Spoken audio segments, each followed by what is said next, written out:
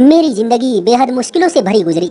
मुझे कभी कभार लगता था कि इस परेशानी या मुसीबत से छुटकारा सिर्फ मौत से ही मिलेगा, मगर ऐसा नहीं था। मेरी जिंदगी की हर मुसीबत पहले से ज्यादा बड़ी होती। मेरा नाम राखी है। आज मैं आपको जो कुछ बताने जा रही हूँ उसका मकसद कुछ और नहीं, सिर्फ ये है कि आप जान सके कि दुनिया में ऐसे ऐसे लोग भी रहते हैं जो इतनी दर्द भरी जिंदगी जी रहे हैं। मैं अपने माँ बाप की इकलौती औलाद थी और हम बहुत गरीब थे। गुर्बत इस कदर थी कि हम झुग्गी लगाकर रहते थे, मगर उस झुग्गी में भी दुनिया की सारी खुशियाँ थी, क्योंकि उस वक्त मेरे माँ बाप मेरे साथ थे। हम एक दूसरे के सारे सुख और दुखों के साथी थे। मेरे बाबा मजदूर थे, कभी काम मिल जाता तो कभी हम भूखे भी सोते। मेरे बाबा के सिर्फ एक ही भाई थे, मगर उनके हालात हमसे बहुत बेहतर थे। मेरे चाचा माली थे और कोठियों में जाकर ये काम करते थे, जिससे उनका घर अच्छा खासा चल जाता था। उन्होंने मेरे बाबा की एक दो बार मदद करने की भी कोशिश की, मगर वो इतने खुददार थे कि भाई से भी मदद स्वीकार नहीं की। ये बात मेरे बाबा ने मुझे भी सिखाई थी। मेरी माँ लोगों के कपड़ों पर कढ़ाई करती थी, जिसके उन्हें पैसे मिलते थे, मगर बहुत कम। कभी कभार तो औरतें देने से भी इनकार कर देती। मैं भी अपने माता पिता का बहुत ख्याल रखती थी। महंगाई के कारण मैंने पढ़ने से इनकार कर दिया, मगर मेरे बाबा ने मुझे जबरदस्ती स्कूल में दाखिल करवा दिया। उनका कहना था कि खर्चा करना मेरा मसला है, मेरी बच्ची बस पढ़े। सो मैं भी पढ़ने लगी, मगर नहीं जानती थी कि एक दिन ऐसे ही स्कूल के लिए निकलूंगी और मेरी माँ वहाँ इंतजार करती मौजूद नहीं होगी, ना ही बाबा। शाम को मजदूरी से थके हारे लौटेंगे तो मैं कभी उनके पाँव दबा सकूंगी। उस दिन मैं वापस आई तो मेरी झुग्गी की जगह वहाँ राख पड़ी हुई थी। कुछ डाकुओं ने उन्हें बहुत बुरी मौत दी थी। उनका ख्याल था कि बाकी झुग्गी वालों की तरह वो भी पैसा जोड़ जोड़ कर रखते होंगे, मगर हमारे पास एक टाइम खाने को बहुत मुश्किल से होता था। तो इस बात पर तैस में आकर डाकू ने उन पर बुरी तरह से हमला कर दिया, यहाँ तक कि उनके बदन में एक सांस भी बाकी नहीं रही। मैंने जब अपने घर को ऐसे उजड़े पिछड़े देखा तो शौक से बेहोश हो गई। दोबारा मेरी आंख एक छत तले खुली। हाँ, छत, क्योंकि मेरे घर में छत न थी और जो दीवारें थी वो भी ढह चुकी थी। वो छत मेरे चाचा के घर की थी। उस घर में मैं पहले कभी नहीं आई थी और अब आई तो ऐसे माँ बाप के बगैर। इतना शौक था मुझे चाचा के घर जाने का। हर रविवार को बाबा को कहती बस चाचा के पास ले चले, मगर हर रविवार ही उनकी व्यस्तता पहले से ज्यादा बढ़ जाती थी और अब बगैर किसी ख्वाहिश के ही मैं उनके घर पर पड़ी थी। पहले दिन तो चाचा ने मुझे खूब दिलासा दी, वो अब उसके अलावा कर भी क्या सकते थे। मेरी भी एक तरह से कमर टूट चुकी थी। वक्त नहीं रुकता सो वो वक्त रुका भी नहीं, मगर मेरे लिए गुजारना बहुत मुश्किल हो चुका था। चाची का व्यवहार बहुत सख्त था। रीटा चाची की बेटी भी मुझसे बात न करती और न ही चाची किसी को मुझसे बात करने देती। मेरा बिस्तर स्टोर में लग चुका था। चाचा मेरा थोड़ा बहुत ख्याल रखते थे, जो चाची को बहुत खलता था, और वो उनकी नरमी अपनी सख्ती दिखाकर निकाल देती थी। मैं पूरी पूरी रात जागती और अपने भूखे पेट को बांध लेती।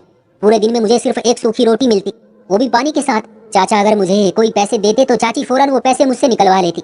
मुझे वहाँ आए 1 महीना हो चुका था और वो 1 महीना ही मेरी पूरी उम्र पर भारी था। इन 30 दिनों में मैं इतनी बड़ी हो गई थी कि लोगों के इशारे और रवैये दोनों ही समझ में आने लगे थे। मैं तंग आ चुकी थी। एक दिन शाम को चाचा घर वापस आए तो मैंने उनसे पढ़ने की बात की। मेरी बात पर वो खुश हो गए और फौरन से मुझे पढ़ने की इजाजत दे दी। मैंने खनकियों से चाची की तरफ देखा तो वो बार बार पहेलियां बुझा रही थी, मगर अब कुछ नहीं हो सकता था। सो मैं मायूस होकर स्टोर में आ गई। मुझे लगा अब जिंदगी थोड़ा आसान हो जाएगी, दिन रात अब सुकून से गुजरेंगे, मगर ये मेरी केवल खामख्याली थी। मेरी किस्मत में ऐसा वैसा कुछ नहीं लिखा था जो मेरे लिए सुकून से भरा होता। अगले दिन चाचा अकेले वापस नहीं आए, बल्कि 4 कांधों पर वापस लौटे। काम करते करते अचानक उन्हें सीने में तकलीफ हुई और डॉक्टर के पास ले जाने से पहले ही वो मुझे भरी दुनिया में अकेला छोड़ गए। एक वही तो मेरा सहारा थे, सो अब वो भी नहीं बचे। अब चाची के लिए सारी राहें खुली थी। वो मुझे ही मनहूस होने का ताना दे रही थी। उनके मुताबिक पहले मैं अपने माँ बाप को खा गई और अब अपना मनहूस साया उनके घर जब से लाई हूँ, मुसीबतों ने उनके घर की राह देख ली थी। चाचा अच्छे भले होकर इस दुनिया से चले गए। चाची ने 7 दिनों तक मुझे बमुश्किल बर्दाश्त किया। उसके बाद उन्होंने पहले ही रिश्ते वालियों को मेरे रिश्ते के लिए बोल रखा था। 7 दिनों बाद मेरे लिए एक रिश्ता आया तो चाची ने आंखें बंद करके मेरी शादी कर दी। वो अच्छी तरह जानती थी कि वो व्यक्ति शराबी है, मगर उन्होंने मुझे एक बोझ की तरह उतार कर फेंक दिया। मगर यहाँ भी उन्हें मुंह की खानी पड़ी। वो व्यक्ति मुझसे शादी करके तुरंत कहीं चला गया और मुझे विदा तक नहीं करवाया। अब मामला और ज्यादा गंभीर था। मैं ना इधर की रही थी ना ही उधर की। पहले जो बात सिर्फ होंठों तक थी, अब वो मारपीट तक जा पहुंची थी।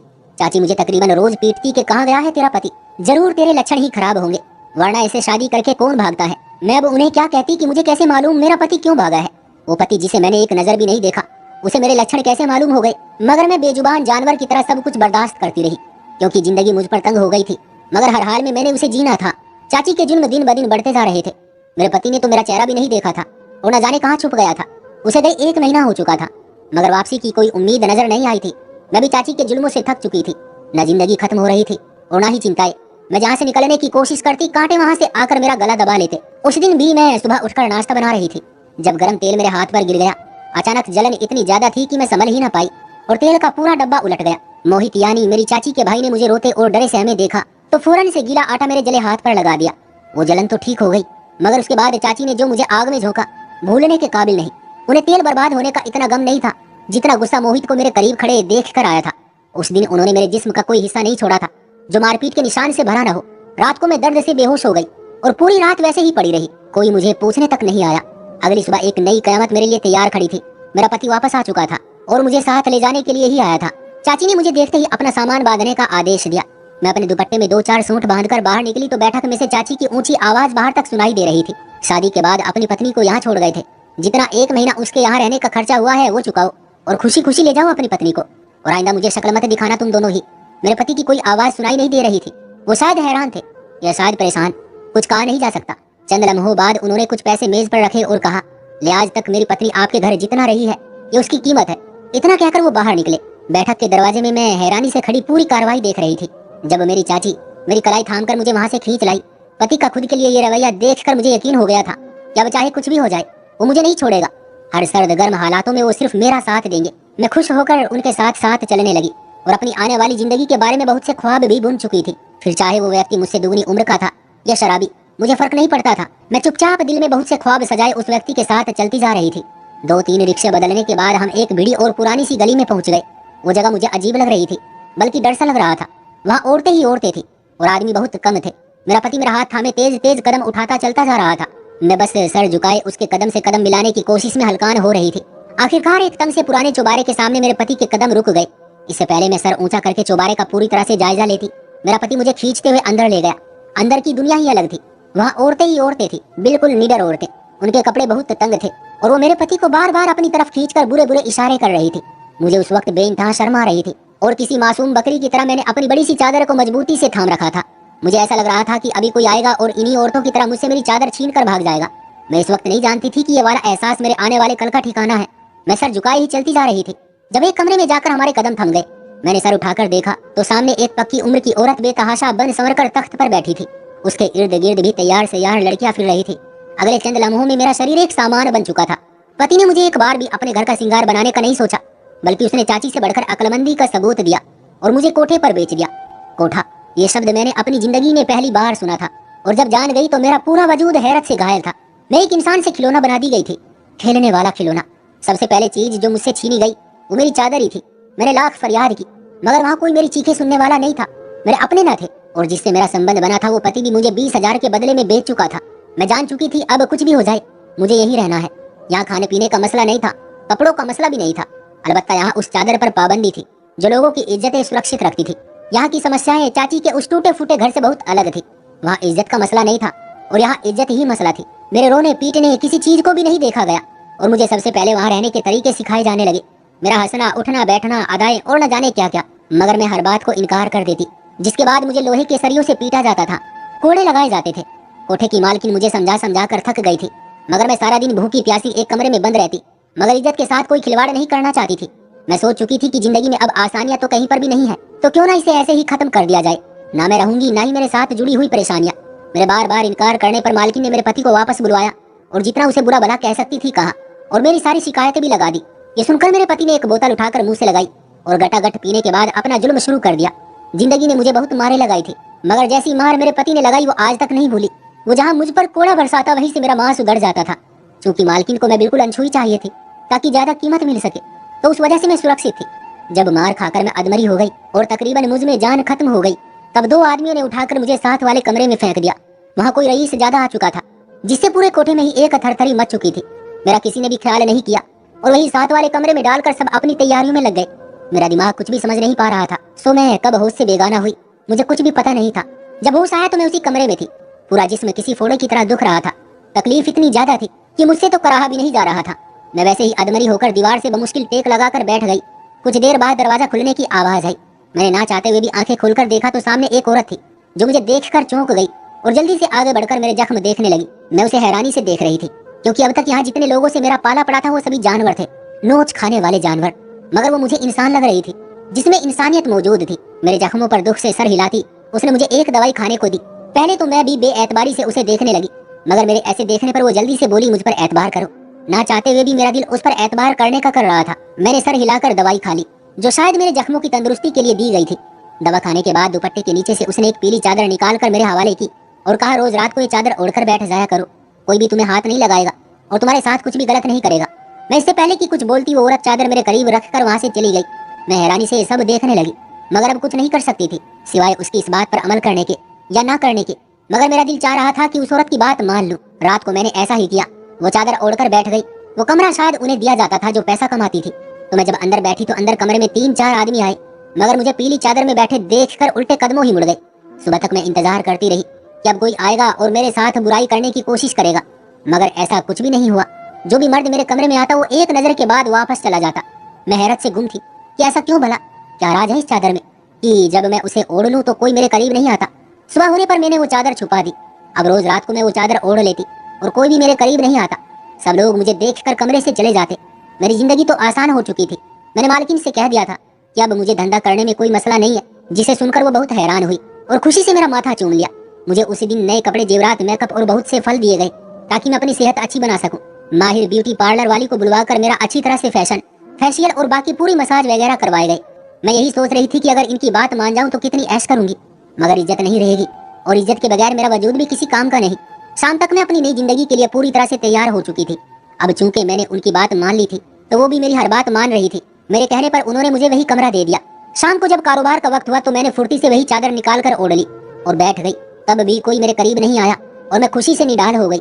अगली सुबह मालकिन ने भी कुछ नहीं कहा, बस नौकरानी के हाथ मेरे लिए अच्छा खाना और फल वगैरह भेज दिए। यानी उन्हें भी पता नहीं चला कि मैं उनके साथ फरोड कर रही हूँ। अब रोज रात में यही काम करती और चादर ओढ़ लेती। सुबह के वक्त मेरी खूब आओ भगत होती। एक दिन मेरी तबीयत बेहद खराब थी और मैं वैसे ही लेट कर सो गई। उस रात मैं चादर ओढ़ना भूल गई थी, लेकिन तब अचानक से तूफान आ गया जब मेरे कमरे में एक साथ 13 मर्द दाखिल हुए और मुझे घूरने लगे। देखते ही देखते उन लोगों ने मुझे धक्के दे देकर कमरे से निकाला और एक दूसरे कमरे में ले गए जहाँ कोठे की मालकिन भी मौजूद थी। मुझे देखते ही वो बोली, अगर हमसे धोखा कर ही रही थी तो कम से कम अपनी इज्जत ही सुरक्षित कर लेती, मगर नहीं। जब तुम्हें अपनी इज्जत का ख्याल नहीं तो हमें भी नहीं है। आज की रात ये 13 मर्द तुम्हारे साथ गुजारेंगे। फिर देखते ही देखते मालकिन वहाँ से चली गई और मुझे भूखे कुत्तों के आगे फेंक गई। पूरी रात उन मर्दों ने मुझे मुजरा करने पर मजबूर किया। घुंघरू बांधे मैं नाचती रही। अगर उनकी बात मानती तो मुझे वहाँ बचाने वाला कोई नहीं था। जब एक पल के लिए भी रुकती तो वो मर्द मुझे पीटने लगते और बुरी तरह बाल नोचते। वो पूरी रात में कोयलों पर चली। मेरा जिस्म अंगारा होता रहा, मगर वहाँ मुझ पर रहम खाने वाला कोई न था। अपनी इज्जत की हिफाजत के लिए मेरे पैर रात भर थिरकते रहे और मैं हक्का बक्का अपने आप को बर्बाद होते देखती रही। वो सुबह मेरे लिए रिहाई की सुबह थी। अगले 2 हफ्तों तक मैं कोमा में रही और मेरी हालत बेहद खराब रही। बार बार मैं होश में आती और फिर बेहोश हो जाती। तकरीबन 1 महीने बाद मुझे अस्पताल से छुट्टी मिली। छुट्टी मिलने के दिन मैं कोठे पर वापस आ गई, मगर आज मुझसे मेरी चादर खींचने वाला कोई न था। मालकिन ने मुझे अपने साथ तख्त पर बैठाया और मेरा माथा चूमा। इतनी देर में साथ वाले कमरे से एक और औरत बाहर निकली। मैंने गौर से देखा तो पहचान गई कि ये वही उस दिन वाली औरत थी जिसने मुझे वो चादर दी थी। आपने दी थी ना मुझे वो चादर? और उस रात वो मर्द। मुझे ऐसा लगा मेरी दिमागी हालत खराब हो चुकी है। मुझे खुद भी अपनी बात समझ नहीं आ रही थी। राखी, तुम एक अजीब लड़की हो। हमने तुम्हारा इम्तिहान लिया था जिसमें तुम कामयाब हो गई हो। अब तुम्हें यहाँ से जाने पर कोई नहीं रोकेगा। अगर तुम यहाँ रहना चाहो तब भी तुम पर कोई पाबंदी नहीं होगी। मैं नासमझी से उस औरत की बातें सुन रही थी। आप कौन है? मैंने वो सवाल पूछ लिया जो मैं पूछना चाहती थी। ये कोठा मेरा है। एक दिन मैं भी इसी तरह यहाँ लाई गई थी। मेरा पति मुझे बिल्कुल तुम्हारी तरह ही बेच कर गया था। मैं उस वक्त तो अपनी इज्जत नहीं बचा सकी क्योंकि मेरे पास मौका नहीं था।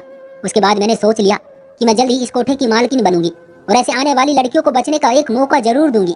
अगर वो उसमें कामयाब हो गई तो ठीक है, उन्हें जाने दिया जाएगा, और अगर नाकामयाब हुई तो उन्हें भी वही करना होगा जो इस कोठे पर आने वाली हर लड़की का मुकद्दर होता है। मैं नासमझी से उसकी बात सुनती रही। मैं समझी नहीं। देखो, तुम्हें वो चादर जो मैंने तुम्हें दी थी, वो चादर हम यहाँ उस लड़की को देते हैं जो बेतहाशा मार खाने के बावजूद भी काम के लिए रजामंद नहीं होती, यानी उसे अपनी इज्जत की परवाह होती है। तो हम उसे एक मौका देते हैं। ऐसी बहुत कम लड़कियां होती हैं जो मार पर मार खाने के बावजूद भी ना माने, मगर तुम नहीं मानी। फिर जब तुम्हें चादर दी तब सभी आदमियों को समझा दिया गया था कि जिस कमरे में भी पीली चादर में लिपटी कोई लड़की हो उसे कुछ नहीं कहना। फिर हम उस लड़की को उसी तरह मौका देते हैं कि वो चादर ओढ़कर कितने दिन तक अपनी इज्जत सुरक्षित कर सकती है, और 2 हफ्ते बाद उसकी चादर गायब कर देते हैं। मगर तुम वो चादर लेना ही भूल गई जिस पर तुम्हें एक और मौका दिया गया पूरी रात मुजरा करने का, और वो भी 13 मर्दों के सामने। कुछ लड़कियां तो खुद ही अपनी चादर उतार देती हैं, नहीं तो हम गायब करके जब उन्हें आखिरी मुकाम पर लाते हैं तो वो वहाँ डगमगा जाती है और फिर उन्हें भी हमारी बात माननी पड़ती है। मगर तुम डटी रही। पूरी रात नाचने के बावजूद तुमने अपनी इज्जत को सुरक्षित रखने के लिए सब कुछ बर्दाश्त किया। तो आज हम तुम्हें अपने कोठे की कैद से आजाद करते हैं। मैं उनकी बात सुनकर रो पड़ी।